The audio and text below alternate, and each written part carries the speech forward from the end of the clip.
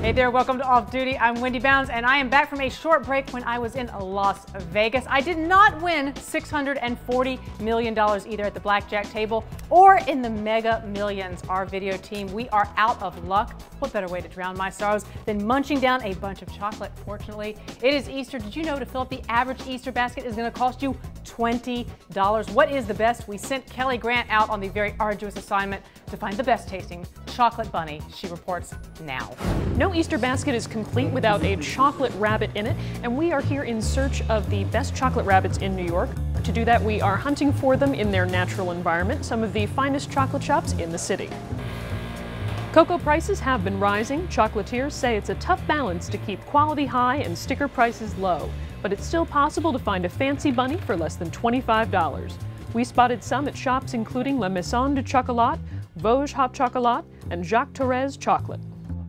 Specialty makers are quick to talk up their bunny's chocolate pedigree to separate them from the drugstore brand versions that are often more sugar than cocoa. We put a lot of attention on doing something real.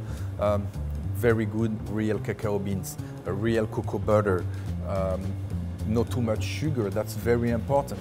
And then after that, you know, just a lot of attention, a lot of love to it, and that gives you certainly, you know, some of the best chocolate rabbits in the city. The traditional or trademark of Vosges, we do really interesting, exciting flavor combinations. So obviously the banana and toffee, a little bit different, a little bit not your mama's Easter rabbit. Shoppers may also want to look for designs that maximize that crucial ear-to-body ratio. I asked my customer what they like the most on the rabbit. They say the ears. So now we make rabbit with bigger ears. The big debate, is it better value to buy a solid bunny or one that's hollow? It was always heartbreaking to me when I would open up my tinfoil wrapped bunny at Easter time and find out it was hollow inside. We don't cheat children like that here. Good to know. Pretty much everything that you see cannot be solid. It's almost impossible to eat something like that solid. Chocolates have to be something that you can bite, and if it's too thick, you just cannot bite. And you will need a hammer to, and it's not pleasant. It's really too hard, and it will not be pleasant. So you have to eat chocolates. I think the maximum thickness will be ½ inch. Otherwise, it's not just pleasant anymore. We'll chalk that one up to personal preference. Just be sure to ask before buying so you aren't disappointed later. Take advantage of store samples while you're at it. Those fancy bunnies vary widely in taste. We've got Kelli Grant here back from her very tough reporting assignment, wise enough to bring us chocolate bunnies to taste here on Off Duty. How you feeling? Well, I'm ready for the chocolate. We didn't get to do too much tasting out in the field. We were saving it all to do here and get the right comparison. Oh, I say that on all the beer stories I report to. It's never true. All right, so let's get to this. I'm a solid bunny girl. Sounds like that's a really big point of debate. It's a surprising issue, but we do hear that there are solid fans, there are hollow fans, and it's still something that you have to worry about when you're buying a high-end bunny. You've got some that are solid, some that are hollow. And I taste the ears first. Sounds like that's also crucial. That is. We're hearing that there's a very crucial ear-to-body ratio thing that's going on when these chocolatiers are picking their molds, and I guess it does answer that debate of do you eat the ears first or the tail? Well, we like statistics here at the Wall Street Journal. Ear-to-bunny ratio. We're going to get to that. A blind taste test in just a minute to see if this $4 drugstore bunny can beat out these $20 bunnies that will break your Easter basket bank. I don't know. But first, let's get a recap of last night's March Madness finale. Champion has been crowned. Kentucky bests Kansas. John Calipari gets a title. Another title for Kentucky. A great, great basketball team that you probably are not going to get to see enough of. We'll talk about that. Hi, everyone. I'm Paul Vigna, joined again by J.R. Whalen. We were just doing this. We were just doing this yesterday, right? I know. So, did you watch all of last night's game? I watched a lot of it. I will admit I didn't watch the whole thing. Okay. Because it looked like Kentucky was just going to blow them out. Let's talk about this game. That is a great Kentucky team. Well, they're a great team, and there was nothing really surprising about them last night in the sense that Kansas, they had a lead on Kansas for most of the game, and Kansas was able to cut the lead to inside 10 points at times during the game, and Kentucky being who they are, was able to expand that lead, and then it expanded sometimes to 12, 13 points, but that's who they've been throughout the year. A great team finds a way to win. In Kentucky, this is just another example of them winning these games handily throughout the season. Now, they have put together a 6-game winning streak to win the tournament. So in the 6 games in the tournament, they've won these games in most cases by double digits. Impressive performance for John Calipari. Let's talk about the coach for a second. What does this do for him? Well, it puts him in a caliber where he's taken 3 teams now to the Final Four. That's Massachusetts, Memphis, and Kentucky. Right. Some would argue that he's had a checkered past when it comes to past teams he's taken. That's another argument for another day. But it puts him up in a high echelon now with a very high in the atmosphere college basketball coaches. Let's talk about what this means for college basketball. You saw a very, very good Kentucky team last night win a national title. With a lot of young kids, you're probably not going to see that team again, are you? Probably will not see that team intact. Aside from the senior graduating, at least 1 or 2 of those players are going to entertain the idea of going to the NBA draft, and it is very likely that the freshman Anthony Davis is going to go into the draft and will be taken fairly high. And it's just the nature of college basketball. Knowing University of Kentucky, they have a very good class coming in next year, as does North Carolina, as does Louisville, as do a lot of teams. But this particular team, this powerhouse team that is so young, you're going to see these players, many of them go on to the NBA. But let's get to the most, because we can't do this all day, let's get to the most important thing. How'd your bracket do? How'd your bracket do, well, J.R. Whalen? If the brackets began last Saturday, I could run for mayor. Really? But instead, I got decimated very early. I had Missouri winning the whole thing. I decided to take a risk early, and I did, and I got killed early on. I had Missouri winning it all. I had my Syracuse Orange going out in the Sweet 16, which was about right. I had Duke going far, and they did not. So this was not a good year for me. Yeah, I didn't do well. I was doing fine with Louisville. I had Louisville winning the whole thing. It was close. I was doing fine until they ran into Kentucky, and just that buzzsaw and just got destroyed. They were my last chance of having any kind of score, so I went. No, originally I had Syracuse in the finals, and then when Melo got out, I quickly and I took him out. It was a mess. Well, before Melo, I knew their offensive rebounding was suspect, and so I had them going out before the Melo issues. I had them going out in the Sweet 16. And I had North Carolina getting the Final Four. That's not a bad pick. It's not a bad pick. Anyhow, we didn't do well. I hope you did better. I hope you did great. I hope you won your office pool. I hope we helped you. Hope we entertained you, because that's what this is all about, as well as the basketball games, right? All right, everyone. Thanks for watching, and who knows? Maybe we'll see you next year. And a big congratulations to John Calipari and the Kentucky Wildcats. They are the new 2012 college basketball champs. A good Easter weekend coming up for them, and now we finally are going from the hardwood to the taste so good. All right, now as promised, we have been basically demolishing these bunnies, and we started with the ears first. We're all going to pick our favorites because we're going to go from high end to low end with these bunnies. Kelly's going to tell us. That's my favorite bunny. Quentin, you work at Smart Money. What's yours? This is my favorite. Smart Money's bet is on this bunny. JR, he produces the AM Hub, Mean Street. Definitely that one. Definitely that one. And if you are the most expensive bunny, Evan Newmark, the host, has to eat the entire bunny. I want to see that. I picked this one.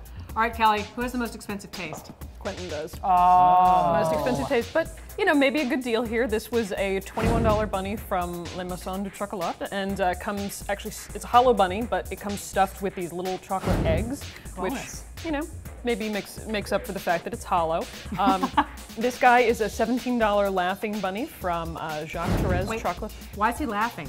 He's laughing because you can see he's kind of smiling, and he's got the head I just tilt. tore him apart Hunger Games style. There's no smiling among chocolate bunnies. Apparently he's okay with that. All right, he's all right. So he's a pretty good deal. And then this guy actually is from a local chocolatier called EMBI Chocolates and sold through Italy. They picked local chocolatier for it, and he's also just about $17. So where was the most expensive bunny on the table is this guy. Is this guy? And then the least expensive of the gourmet bunnies, which we didn't get into, are the 2 Vosges bunnies here. We've got one that has peanut butter and the other one with almonds and sea salt, which is actually my favorite. And then we've got the $4 bunny here from the drugstore, which nobody picked. How are you guys all feeling? How are your stomachs? How are your arteries? I feel good. I mean, I think we did the right thing by eating. You should always eat the ears first, so they kind of hear themselves screaming. Yeah, very good point. I don't know whether I need a tall glass of milk or some carrots after eating the rabbit. We definitely need something healthy. That's why, guess what we're going to do? We're going to go talk to Kitty Greenwald of Slow Food Fast. She has some artery declogging asparagus souffle cooking up for you right now. Hi, my name is Kitty Greenwald and this is Slow Food Fast. Today we're making skillet souffle with asparagus and spring onions. It's a recipe from Andrea Rusing, whose restaurant is in Chapel Hill, North Carolina. It's called Lantern. What's nice about this recipe is a crust forms as it bakes without you having to roll out a crust. So it's super quick, really easy. All right, I'm gonna get going. First thing you want to do is preheat the oven to 475. I'm going to put the skillet into the oven. You want the skillet to heat up. Oh, nearly. It's hot. And we're going to start with the base. Break 3 eggs into the bowl. So you beat the eggs for about 1 to 2 minutes. You want them really nice and frothy. Nicely whisked. Then I'm going to whisk in the milk. And then I'm going to sift in the dry ingredients. This is 1 cup whole milk, 3/4 cup white flour.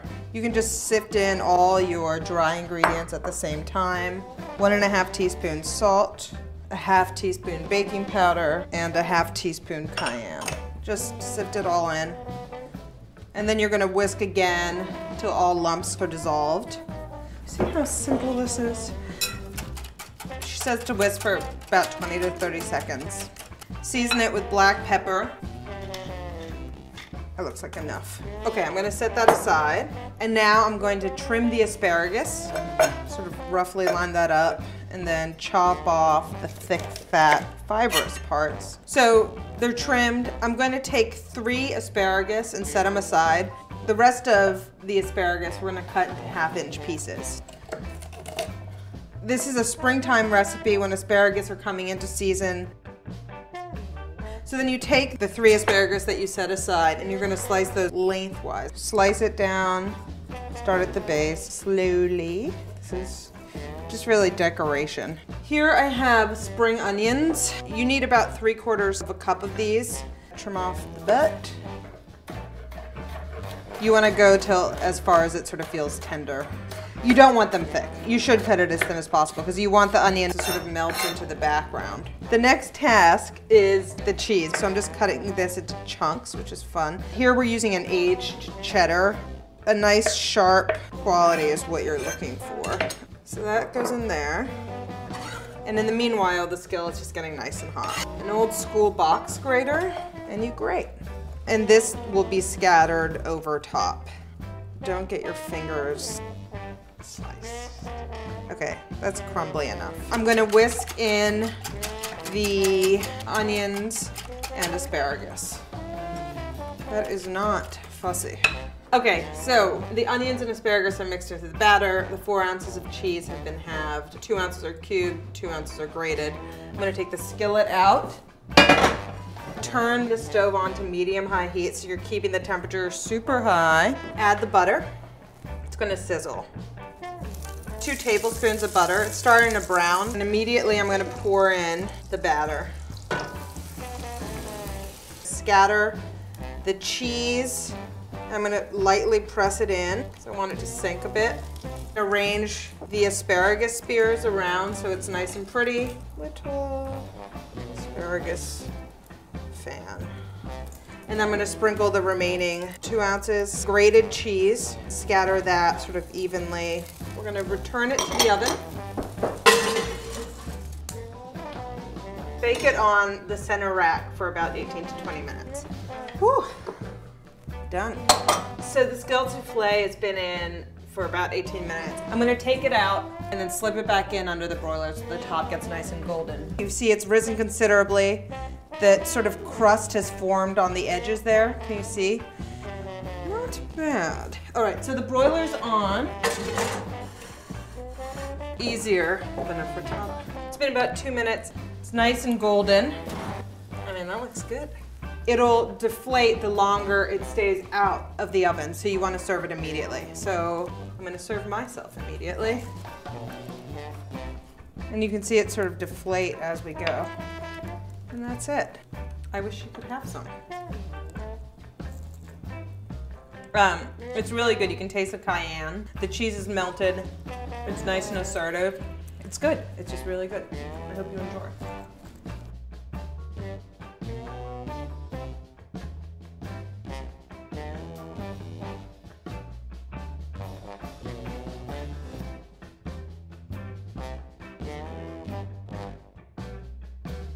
I don't know, that souffle looked pretty good, but I think I'm gonna stick with the chocolate bunnies. And speaking of which, my colleagues seem to have hopped on out of here on me, which is okay because we are at the end of our show, but stick around later this week. We will be at the New York Auto Show bringing you the hottest cars of 2012. I'm Wendy Bounds. Click above to subscribe. Join me on Facebook and Twitter. I'm gonna take my bunny and run.